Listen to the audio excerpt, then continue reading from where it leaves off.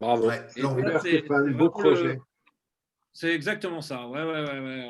Enfin, en tout cas, j'ose espérer que vu les circonstances dans lesquelles nous nous trouvons actuellement, enfin, moi, en tout cas, ça ne change absolument rien et que malgré. Les artistes sont bons que sous la contrainte. Donc, effectivement, on nous donne une contrainte de plus. Alors, où on la prend dans la gueule, où on est capable de se réinventer et d'être créatif.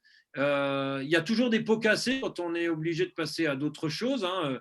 Moi, j'ai été obligé de faire le deuil d'une carrière de sportif de haut niveau dans le trail, mais sinon, j'allais crever la bouche ouverte parce que j'étais arrivé à zone de confort et que ce serait juste la fin, et que j'ai été obligé de devenir créatif, de me réinventer, mais toujours au service d'une cause noble. Et ça n'a pas été facile, mais je pense que tout chef d'entreprise, surtout à l'heure actuelle, et je pense que vous êtes beaucoup mieux placé que moi pour être capable de le dire, mais il est absolument c'est interdit de. Enfin, moi, tout le monde est adversaire, moi, mais c'est du jeu, hein, attention.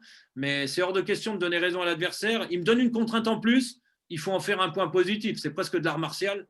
Et donc, du coup, tu vois, là, il y a un type qui me dit bon, moi, j'ai le statut sportif de haut niveau, mais je vois des gens dans le monde du sport se plaindre en permanence qui n'ont que droit qu'à 1 kilomètre pendant 1 heure autour de chez eux, je sais pas quoi. Je dis, mais c'est génial, ils sont super. Au contraire, ils t'ont donné peut-être la possibilité d'inventer une épreuve ou d'être créatif et quelque part de passer au-dessus et de ne pas leur donner raison, quoi. Jamais on donne raison à un adversaire. Ça, c'est juste hors de question, quoi. On ne fera jamais honneur à un adversaire.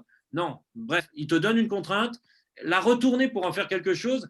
Le seul problème, c'est qu'il ne faut pas hésiter à ne pas vouloir rester dans sa zone de confort. Enfin, en tout cas, si on est à la recherche en permanence d'une zone de confort, de se mettre bien, d'être pépouze, non, non, c'est mal barré. Et là, c'est vrai que les personnes qui ne vont pas avoir cette capacité, moi le premier dans mon domaine, mais je pense que beaucoup d'entrepreneurs ne vont pas avoir cette capacité de se dire, bon, ok, je me suis mis bien, ça fait un certain nombre d'années, ça roule tout seul.